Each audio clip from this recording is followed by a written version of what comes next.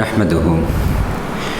ونصلي ونسلم على سيدنا ومولانا محمد النبي الكريم الأمين المكين الحنين الرؤوف الرحيم. أما بعد فأعوذ بالله من الشيطان الرجيم. بسم الله الرحمن الرحيم. إن الذين يؤذون الله ورسوله لعنهم الله في الدنيا والآخرة وأعد لهم عذابا مهينا. صدق الله مولانا العظيم. إن الله وملائكته يصلون على النبي يا أيها الذين آمنوا صلوا عليه وسلموا تسليما. اللهم صل على سيدنا ومولانا محمد النبي الأمي وعلى آله وسلم تسلیما. اللہ جل مجدہ کے فضل و کرم اور کریم آقا صلی اللہ علیہ وآلہ وسلم کے نالین پاک کے تصدق سے بحمدہ تعالی جمعۃ المبارک کے عظیم اور بابرکت دن ہم اللہ رب العزت کے حضور اس کے گھر میں حاضر ہیں. یہ بات شاید میں نے پہلے بھی کسی دن عرض کی ہے آپ سے، آج میں پھر عرض کر دیتا ہوں کہ یہ جو آیت درود ہے یہ جب بھی پڑھی جائے یا سنی جائے، جیسے میں نے ابھی تلاوت کی ہے اور آپ نے اس کا سماع کیا ہے،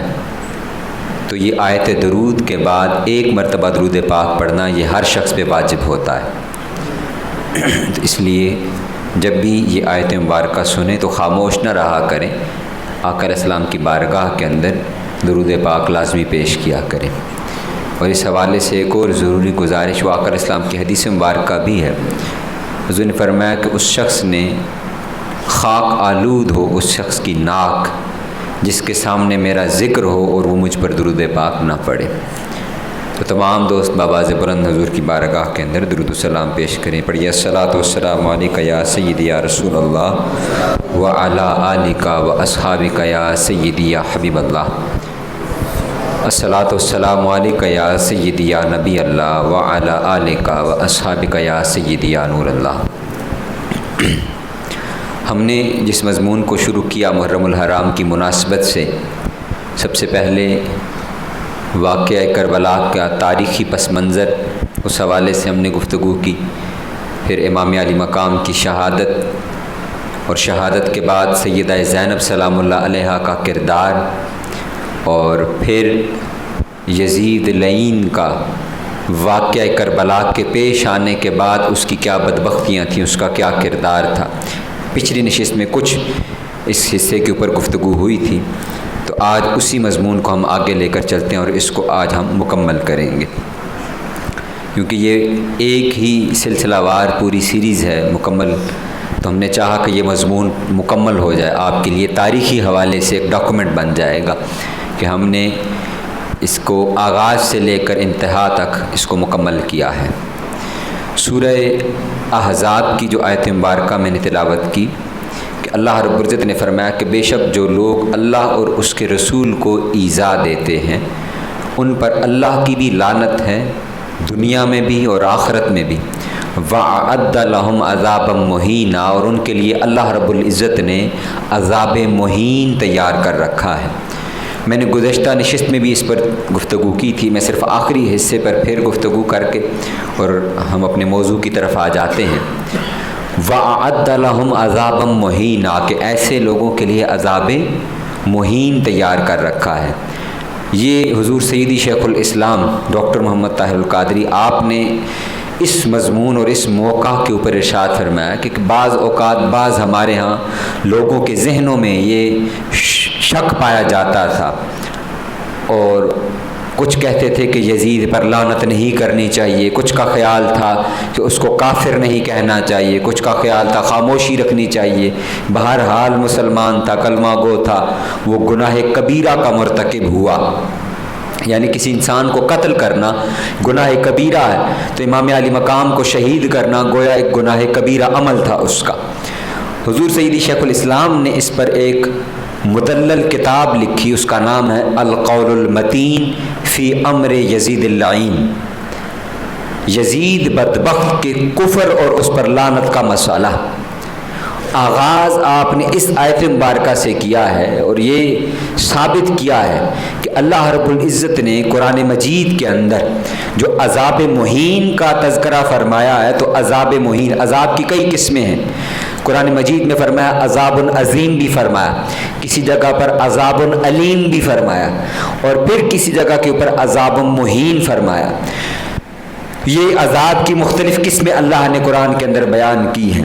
لیکن جو خاص عذاب مہین ہے، عذاب مہین پورے قرآن کے اندر سوائے کافروں کے اللہ نے اور کسی کے لیے بھی بیان نہیں کیا۔ یہ ایک بات اس کو آپ ذہن میں رکھ لیں کہ عذاب مہین کس کے لیے بیان کیا ہے؟ فقط کافروں کے لیے۔ اب اس آیت کا جو پچھلا مضمون ہے کہ جو اللہ اور اس کے رسول کو ایذا دیتے ہیں ان کے لیے عذاب مہین ہے، جو اللہ اور اس کے رسول کو ایذا دیتے ہیں، یعنی اللہ اور اس کے رسول کو ایذا دینے والے در حقیقت وہ کفر کی کیٹیگری کے اندر پائے جاتے ہیں۔ تو امام علی مقام کو شہید کرنا یہ عام مسلمان کے قتل جیسا نہیں ہے، یہ بات قابل توجہ ہے کہ امام علی مقام کی شہادت وہ عام مسلمان کے برابر نہیں، اس کو ہم تول سکتے کہ جس طرح کسی عام انسان یا عام مسلمان کو قتل کرنا ہے۔ عام مومن کے بارے میں آقا علیہ السلام نے ارشاد فرمایا کعبۃ اللہ کو مخاطب کر کے کہ اے کعبہ تو بڑی عزت اور عظمت والا ہے، لیکن یاد رکھ کہ ایک مومن کی عزت وہ تیری حرمت اور تیری عزت سے بھی زیادہ بڑھ کر ہے۔ یہ ایک مومن کے بارے میں ارشاد فرمایا۔ کجا یہ کہ آقا علیہ السلام کے اپنے جسم اطہر کا ٹکڑا ہو، حضور کے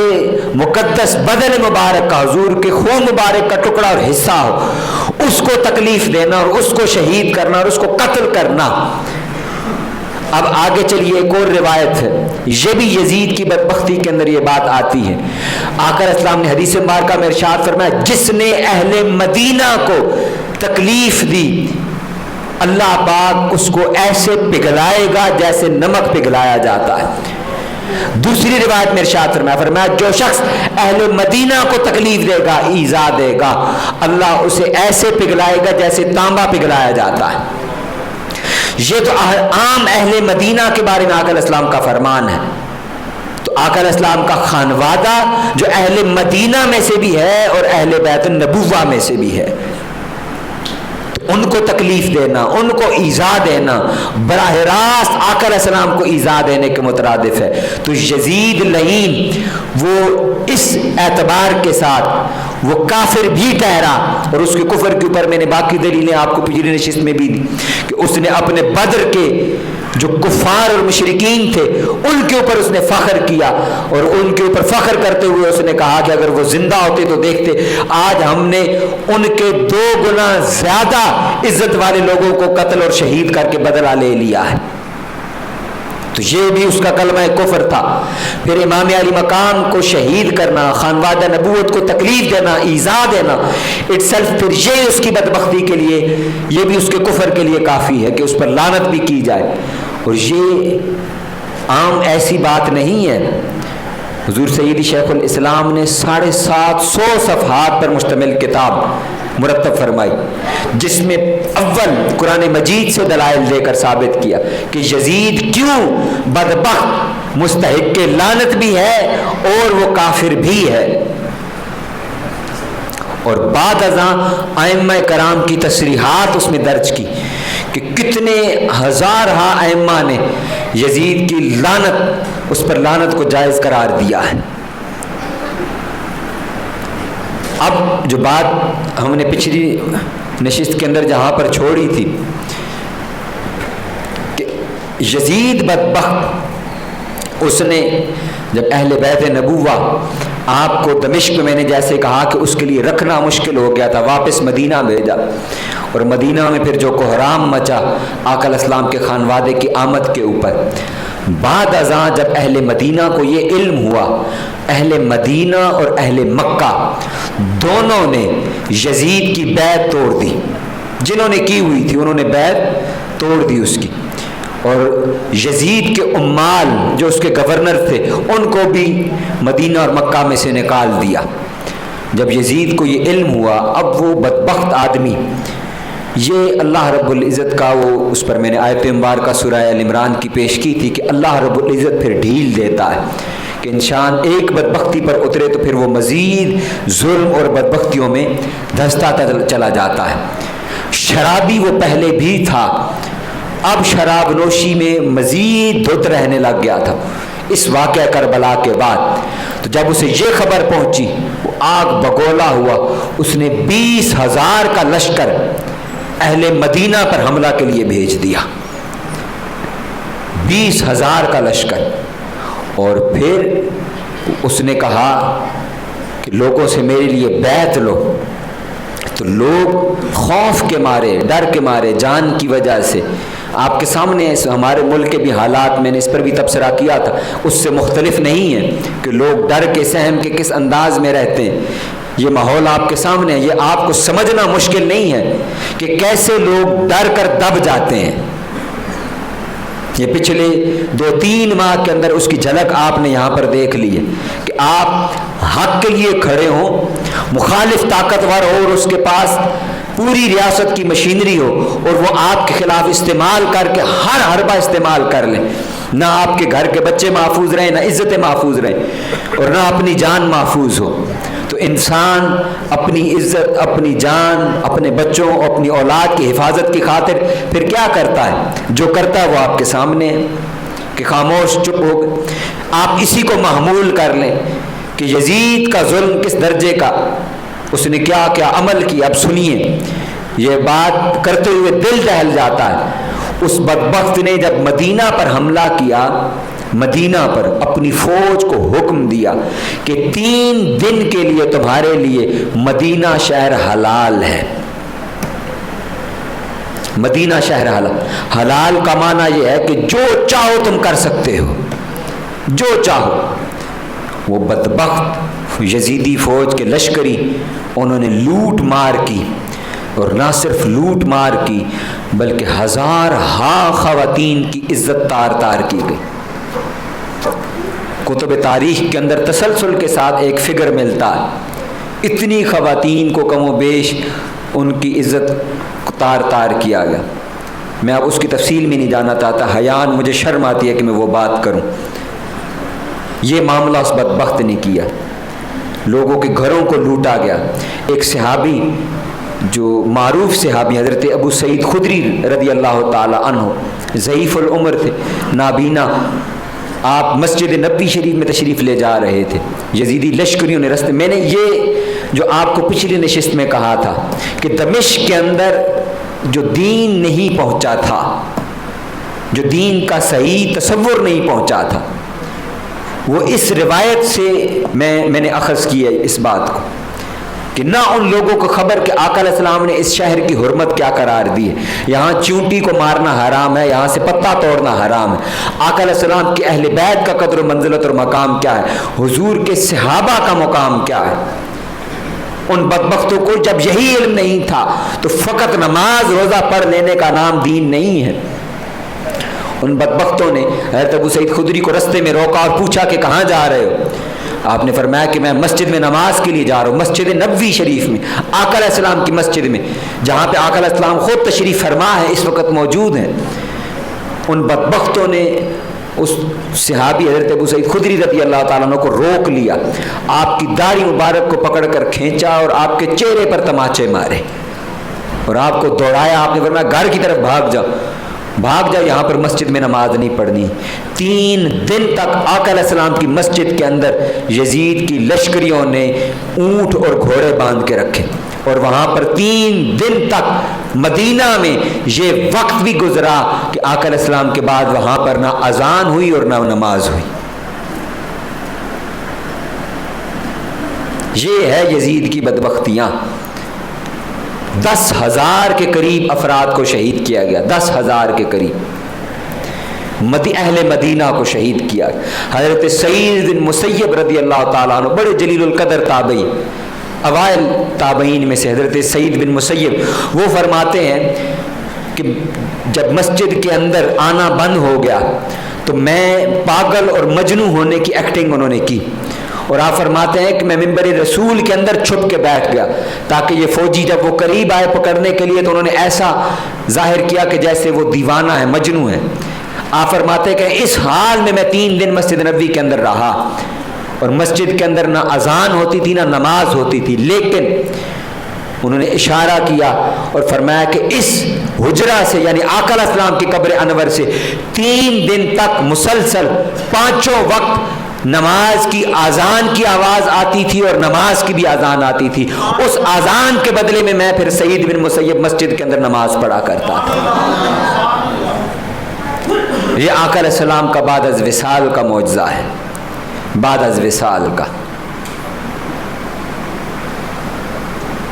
تو یہ معاجرہ پیش آیا، اس کو واقعہ حرہ کہتے ہیں، واقعہ حرہ۔ تو یزید پر لعنت کے لیے تو یہ عمل بھی کافی ہے۔ کجا یہ اہل مدینہ کے بارے میں اس کا عمل، اور اس پر احادیث میں نے عرض کر دی کہ آقا علیہ السلام نے کیا فرمایا، اہل مدینہ کو خوف زدہ، یہاں تک کہ آقا علیہ السلام نے فرمایا کہ جو شخص اہل مدینہ کو خوف زدہ کرے گا اللہ اسے خوف میں مبتلا کرے گا، اللہ اسے خوف میں مبتلا کرے گا۔ پھر اس بدبخت کو جب پتہ چلا یہ یہاں سے فارغ ہوا، اس یزید لعین نے مکہ کے اوپر چڑھائی کر دی، مکہ پر حملہ کر دیا، جس کو اللہ رب العزت فرما رہا ہے قرآن مجید کے اندر، اور حضرت ابراہیم علیہ السلام نے دعا مانگی کہ باری تعالیٰ اس کو بلدن آمنا، اس کو امن والا شہر بنا، جہاں پر چونٹی کو مارنا حرام ہے، جہاں کا پتا توڑنا حرام، جہاں شکار کرنا منع ہے، وہ بلدن آمنا، اس شہر پر اس بدبخت نے محاصرہ کر لیا، اور کئی ماہ تک 60 روز تک یا اس سے بھی زیادہ عرصہ مکہ کا محاصرہ رہا، چاروں طرف سے بند، اور نہ کوئی چیز اندر جا سکتی ہے نہ باہر آ سکتی، یہاں تک کہ اس بدبخت کے فوجیوں نے منجنیق کے ذریعے، یہ آپ سمجھ لیں منجنیق کے اس دور کی یہ توپ ہوتی تھی، یعنی لکڑی کا ایک ڈھانچہ تیار کیا جاتا تھا، جو لوگ غلیل یوز کرتے رہے انہیں اس کی خبر ہوگی، غلیل کی طرز کا ایک بہت بڑا آلہ بنایا جاتا تھا، اس کو منجنیق کہتے ہیں، کہ جس کے اندر بڑے بڑے پتھر رکھ کر وہ پھینکے جاتے تھے، دور دراز تک وہ پتھر پھینکے جاتے تھے۔ یہ اس دور کی آپ سمجھ لیں کہ یہ توپ ہے جو گولے پھینکتی ہے، آگ کے پتھر پھینکے جاتے، بڑے بڑے پتھر رکھ کر پھینکے جاتے۔ منجنیقوں کے ذریعے کعبۃ اللہ کے اندر، مسجد حرام کے اندر پتھر اور سنگباری کی گئی، جس کی وجہ سے کعبۃ اللہ کو بھی نقصان پہنچا،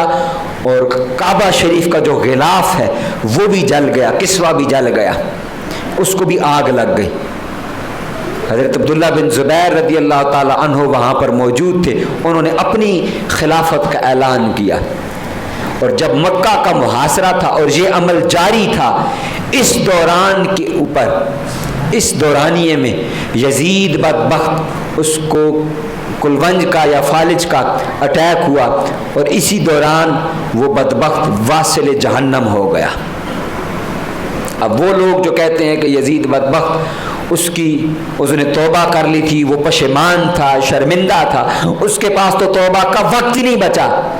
اس وجہ سے کہ اللہ رب العزت نے قرآن مجید میں ارشاد فرمایا سورہ حجرات کے اندر کہ جو آقا علیہ السلام کی بارگاہ کی بے ادبی اور گستاخی کرتا ہے، اللہ رب العزت نے فرمایا ان تحبط اعمالکم وانتم لا تشعرون، ایسے شخص کے اعمال بھی اللہ برباد کر دیتا ہے، وانتم لا تشعرون، اور ایسے شخص کو شعور بھی نہیں رہتا کہ اس کے اعمال بھی برباد ہو گئے، یعنی اللہ اس سے توبہ کا حق چھین لیتا ہے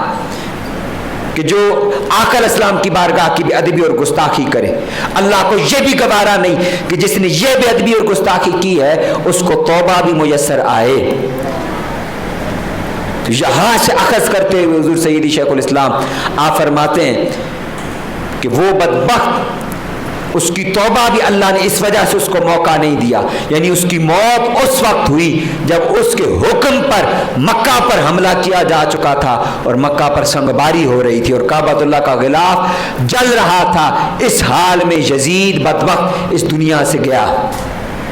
اور واصل جہنم ہوا۔ یہ یزید کی بدبختیاں ہیں، یزید کی کا لعنتی کردار تھا،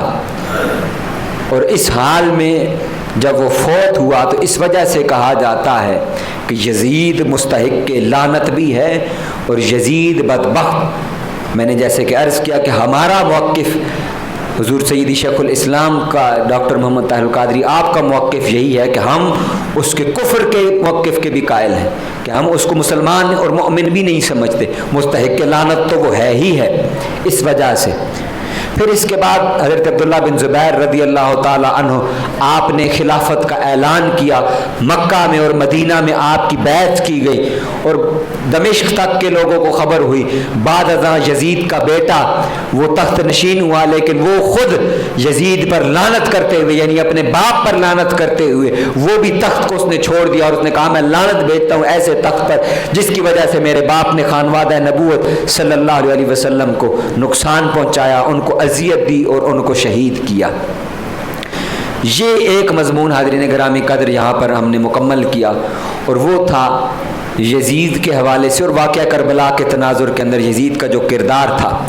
اس کو میں نے جیسا کہ عرض کیا کہ ہم نے آغاز اس کا کیا تھا کہ واقعہ کربلا کا تاریخی پس منظر کیا تھا، پھر واقعہ کربلا کے اندر امام علی مقام کی شہادت، پھر سیدہ زینب کا کردار، اور پھر بعد ازاں یزید کی جو بدبختیاں کچھ پچھلی نشست میں نے عرض کیا، اور اس مضمون کو یہاں پر ہم نے مکمل کیا۔ اب آخر کے اندر میں دوبارہ ایک مضمون کو دہرانا چاہوں گا۔ یہ آج کے اس دور کے حوالے سے یہ امر ضروری عمل ہے۔ اللہ رب العزت نے فرمایا بسم اللہ الرحمن الرحیم قل لا اسألکم علیہ اجرا الا المودۃ فی القربہ۔ اے محبوب آپ ان سے فرما دیجئے میں تم سے اجر رسالت طلب نہیں کرتا۔ وہ اجر کیا ہے، کس بات کی اجرت ہے؟ یہ ہر نبی کا قول اور فرمان رہا ہے، ہر نبی کا۔ قرآن مجید کو پڑھیے، کم و بیش 7 سے 8 مقامات پر یہ آیت مبارکہ آئی ہے۔ حضرت ہود علیہ السلام نے اپنی قوم سے یہ کہا، حضرت نوح علیہ السلام نے اپنی قوم سے یہ کہا، حضرت صالح علیہ السلام نے اپنی قوم سے کہا، حضرت شعیب علیہ السلام نے اپنی قوم سے یہ کہا، حضرت موسیٰ علیہ السلام نے اپنی قوم سے یہ کہا۔ اور وہ کیا کہا؟ ایک جملہ کامن تھا، فرمایا لا اسألکم علیہ اجرا، کہ ہم یہ جو اللہ کی طرف سے ہمیں فریضہ سونپا گیا ہے، ہم تمہیں تبلیغ کرتے ہیں دین کی اور ہدایت دیتے ہیں، تمہیں اللہ کی طرف بلاتے ہیں، اللہ کی توحید کی طرف بلاتے ہیں، تمہارے اخلاق کردار کو سنوارتے ہیں، عقیدے کو درست کرتے ہیں، شرک سے تمہیں دور کرتے ہیں۔ اسی طرح آقا علیہ السلام نے جو اس دور کا ماحول تھا، جو شرک سے لوگوں کو دور کیا، وہ جو پورا ماحول اس کو ہم ذہن کے اندر رکھیں، جو مکہ کا ماحول تھا کہ جہاں پر قتل و غارت گری عام تھی، جہاں پر کسی کی عزت محفوظ نہیں تھی، اخلاقی طور پر پورا معاشرہ گراوٹ کا شکار ہے، اس سارے ماحول کے اندر آقا علیہ السلام نے ایک ایسے معاشرے کی بنیاد رکھی جہاں پر لوگوں کو توحید کی طرف دعوت دی، اخلاق سنوارے، کردار سنوارے، ایسی کردار سازی کی کہ کھانا مدینہ کے ایک گھر میں جاتا، ایک گھر میں کسی شخص نے بھیجا تحفتاً ہدیتاً کھانا بھیجا، ایک صحابی نے، اس نے آگے بھیج دیا، اس نے کہا کہ ممکن ہے کہ میرا پڑوسی بھوکا نہ ہو۔ 60 گھروں میں وہ کھانا چل کے واپس اس پہلے گھر کے اندر پہنچا۔ یہ آقا علیہ السلام نے تربیت کی۔ جنگ کا موقع ہے، زخمی ہے، ایک کے پاس پانی لے جایا گیا، ایک زخمی کے پاس، اس نے کہا کہ میرا دوسرا بھائی وہ زخمی ہے، پہلے اس کو پانی پلایا جائے تاکہ وہ محفوظ ہو جائے، میں بہت بہتر ہوں، میری حالت بہت بہتر ہے۔ وہ دوڑ کے دوسرے کے پاس پہنچا، اس نے کہا کہ وہ جو میرے باپ تیسرا زخمی پڑا ہوا اس کو پانی پلایا جائے، وہ زیادہ زخمی ہے، اس کو زیادہ حاجت اور ضرورت ہے۔ جب تیسرے کے پاس پہنچے وہ شہید ہو چکا تھا، وہ پلٹ کے پہلے کے پاس آئے وہ بھی شہید، دوسرے کے پاس آئے وہ بھی شہید ہو چکا تھا۔ یہ جذبہ جو آقا علیہ السلام نے پیدا کیا، اخلاق کے اتنے اعلیٰ معیار کے اوپر آقا علیہ السلام لے کر گئے، یہ ساری تعلیم اور تبلیغ کر لینے کے بعد اللہ رب العزت نے امر دیا۔ یہ آقا علیہ السلام نے نہیں فرمایا کہ حضور اگر یہ بات کہتے تو یہ بات حدیث ٹھہرتی، اور حدیث کے اوپر کوئی جرا کرتا، کوئی کلام کرتا، اور بعض مستشرقین جیسے اعتراض کرتے ہیں، وہ کہتے کہ ان کو اپنا خاندان بڑا عزیز تھا، شاید اس لیے آقا علیہ السلام نے یہ فرمایا۔ نہیں، اللہ رب العزت نے قرآن کے اندر اس کو حکم دیا، فرمایا کہ اے محبوب آپ ان سے فرما دیجئے یہ جو ساری میں نے تبلیغ کی ہے، یہ جو تمہارے اخلاق سنوارے ہیں، عقائد سنوارے ہیں، تمہیں شرک سے نکالا ہے اور تمہیں جہالت میں سے بھی نکالا ہے، لا اسألکم علیہ اجرا، اس سارے امر کا میں تم سے کوئی اجر طلب نہیں کرتا، تم سے کوئی اجرت نہیں مانگتا، ہاں اگر میرے اس احسان کا بدلہ دینا چاہتے ہو اور تم چاہتے ہو کہ یہ جو آقا علیہ السلام نے ہمارے اوپر فضل کیا، ہمارے اوپر رحمت کی، ہمارے اوپر کرم کیا، آقا علیہ السلام کے اس رحمت کا بدلہ حضور کو دیا جائے، تو پھر ایک کام کرنا ہے ساری زندگی کے اندر، الا المودۃ فی القربى، پھر آقا علیہ السلام کی قرابت کے ساتھ ساری عمر مودت کرنی ہے۔ یہ ایک اجر آقا علیہ السلام نے طلب کیا ہم سے، ایک اجر کہ میری اہل بیت، میری قرابت۔ اور حضرت عبداللہ بن عباس رضی اللہ تعالی عنہ حدیث مبارکہ ہے، جب یہ آیت نازل ہوئی آقا علیہ السلام سے سوال کیا، من قرابتوں کا یا رسول اللہ صلی اللہ علیہ وسلم، یا رسول اللہ یہ آپ کی قرابت ہے کون؟ ہؤلاء الذین وجبت علینا مودتہم، کہ جن کی مودت ہمارے اوپر واجب کر دی گئی ہے۔ کیوں کہ اب عربی گرامر کا قاعدہ عرض کرتا ہوں آپ کو کہ ایک عمل اور ایک فعل کی اگر نفی ہو ایک ہی جملہ کے اندر اور اسی کے اندر الا آ جائے، حرف استثناء، یعنی وہ پچھلے سارے امر کو استثناء کر کے ایک کام کو جائز قرار دیا جائے، لا اسألکم، تم سے کوئی سوال نہیں کرتا، ہاں الا المودۃ فی القربى، ایک چیز چاہیے، ایسا کرنے سے یہ عمل واجب ٹھہرتا ہے، حکم قرآنی ہے۔ حضرت عبداللہ بن عباس نے اس کو اپنے لیے واجب سمجھا، فرمایا یا رسول اللہ وہ کون سا عمل ہے جو ہمارے اوپر واجب ہے؟ واجب ہے، بتائیے آپ کی قرابت دار ہیں کون جن کی مودت واجب کر دی گئی ہے؟ آقا علیہ السلام نے ارشاد فرمایا ہوا علی، وہ علی ہیں، و فاطمہ، اور فاطمہ ہے، و بناہما، اور ان کے دونوں شہزادے ہیں۔ ان کی محبت اور ان کی مودت کو واجب کیا گیا ہے۔ یہاں پہ پھر حضور سیدی شیخ الاسلام نے ایک اور نقطہ واضح کیا، آپ فرماتے ہیں یہاں پر اللہ رب العزت نے لفظ محبت نہیں ارشاد فرمایا، محبت عربی کا ہی لفظ ہے، یہ حب اس کا مادہ ہے، حب، اور قرآن مجید کے اندر یہ لفظ موجود بھی ہے، سورہ طٰہٰ کے اندر استعمال کیا، موسیٰ علیہ السلام کا تذکرہ کرتے ہوئے فرمایا محبتم منی، تو لفظ محبت موجود تھا، یہاں پر لفظ مودت استعمال کیا، تو محبت اور مودت میں کیا فرق ہے؟ ایک ہے محبت، حب، جو میں اور آپ کرتے ہیں اپنے اہل و عیال کے ساتھ، رشتہ داروں کے ساتھ، اپنے قرابت داروں کے ساتھ، ایک ہے مودت، مودت کا درجہ وہ محبت سے اونچا ہوتا ہے، اور محبت کا ترجمہ صوفیاء کرام نے کیا، جس کو حضور سیدی شیخ الاسلام بیان فرماتے ہیں، فرماتے صوفیاء یہ بیان فرماتے ہیں کہ مودت وہ ہے جو مچھلی کو پانی کے ساتھ ہوتی ہے، کہ اگر مچھلی کو پانی سے نکال دیا جائے مچھلی زندہ نہیں رہتی، مچھلی مردہ ہو جاتی ہے۔ آقا علیہ السلام کے اہل بیت کی محبت اسی طرح ہے کہ ایمان والے کے دل کے اندر باقی رہتی ہے، اگر کسی شخص میں حضور کے اہل بیت کی مودت نکال لی جائے وہ شخص زندہ نہیں رہتا، وہ شخص مردہ ہو جاتا ہے۔ ایمان میں سے اگر آقا علیہ السلام کی اہل بیت کی مودت نکال دی جائے وہ ایمان زندہ نہیں رہتا، وہ ایمان مردہ ہو جاتا ہے، اور زندہ ہوتے ہوئے بھی وہ شخص مردہ ہو جاتا ہے۔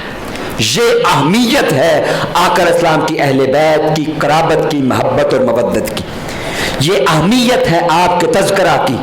آپ سے کیوں اپنے تعلق کو بڑھایا جائے، کیوں بار بار آپ کا تذکرہ کیا جائے ان شخصیات اور ان ہستیوں کا، اس وجہ سے کہ یہ عمل یہ میرے اور آپ کے ایمان کی حفاظت کا ضامن ہے، ایمان کی حفاظت کا ضامن ہے، یہ پیرامیٹر ہے، یہ پریسیڈنٹ ہے، یہ سٹینڈرڈ ہے، یہ پیمانہ ہے ایمان کو محفوظ کرنے کا، کہ آقا علیہ السلام کا عشق اور ادب موجود ہو، اس کے ساتھ حضور کے اہل بیت کی محبت اور مودت کو سینوں کے اندر جاگزی کیا جائے۔ میں یہ بار بار اس لیے عرض کرتا ہوں، میں نے پچھلی نشست میں بھی اس پر بات کی تھی، یہ جو دور جس کے اندر ہم بس رہے ہیں یہ فتنوں کا دور ہے۔ اس سے پچھلے دور کے اندر آقا علیہ السلام کی محبت کو نکالا جا رہا تھا، جس کو اقبال نے کہا کہ یہ فاقہ کش جو موت سے ڈرتا نہیں، ذرا روح محمد اس کے بدن سے نکال دو۔ اس فاقہ کش کے بدن میں سے عشق محمدی نکالا جا رہا تھا، اس کے خلاف علماء نے جہاد کیا، بند باندھے، اور جو لوگ حضور کی محبت کو شرک اور بدعت سمجھتے تھے اس کے خلاف بڑا جہاد کیا، پوری 1 صدی گزری اس کے اوپر۔ آج کے اس دور کے اندر ایک جو عظیم فتنہ ہے اس کو پہچاننے کی ضرورت ہے، اور وہ ہماری اپنی صفوں کے اندر ہے، وہ ان لوگوں کے اندر ہے جو یا رسول اللہ کہنے والے ہیں، جو یا رسول اللہ کا نعرہ لگانے والے ہیں۔ یہ بدبختی آ چکی ہے ہماری اس قوم کے اوپر، اور یہ امر الہی میں اس کو کہوں گا۔ کیوں؟ کیونکہ یہ دور فتن ہے، ہم قیامت کے اور روز بروز قریب ہوتے چلے جا رہے ہیں۔ تو آقا علیہ السلام نے فرمایا کہ ایمان بچانا تو مشکل ہوگا، تو ایمان بچانا اس لیے مشکل ہے کہ ایسے روپ کے اندر لوگ آ کر وہ کبھی یزید کا دفاع کرتے ہیں، کبھی آقا علیہ السلام کے اہل بیت کے ذکر زیادہ کرنے کو، اس کو تشیع یا رفض کہیں گے، اس کو امام شافعی رحمۃ اللہ علیہ، اور میں آخری بات اور گفتگو کو ختم کر رہا ہوں، آپ نے فرمایا تھا ان کان حب آل محمد رفضاً، لوگوں جان لو اگر آقا علیہ السلام کے اہل بیت کے ساتھ محبت کرنا رفض ہے، شیعیت ہے، فلیشہد الثقلان انی رافضاً، پھر یہ دونوں جہان گواہ ہو جائیں کہ امام شافعی سے بڑا پھر رافضی کوئی نہیں ہے۔ محبت حضور کے اہل بیت کے ساتھ اس درجے پر کی جائے کہ پھر آپ پر شیعت اور رفض کا فتویٰ لگے، اگر نہ لگے تو پھر سمجھے کہ ہماری محبت اور مودت کے اندر کمی ہے۔ یہ فتویٰ گارنٹی ہے آپ کو، جب آپ کو کوئی شخص کہے کہ یہ شخص محبت اہل بیت میں شیعہ ہو گیا، پھر سمجھے کہ ہاں اب میں محبت کے قریب پہنچا ہوں۔ حق تو ہم ان کا ادا ہی نہیں کر سکتے، اللہ رب العزت سے دعا ہے ہمیں آقا علیہ السلام کے اہل بیت کی صحیح معرفت عطا فرمائے اور صحیح محبت عطا فرمائے۔ وما علیہ الا البلاغ المبین۔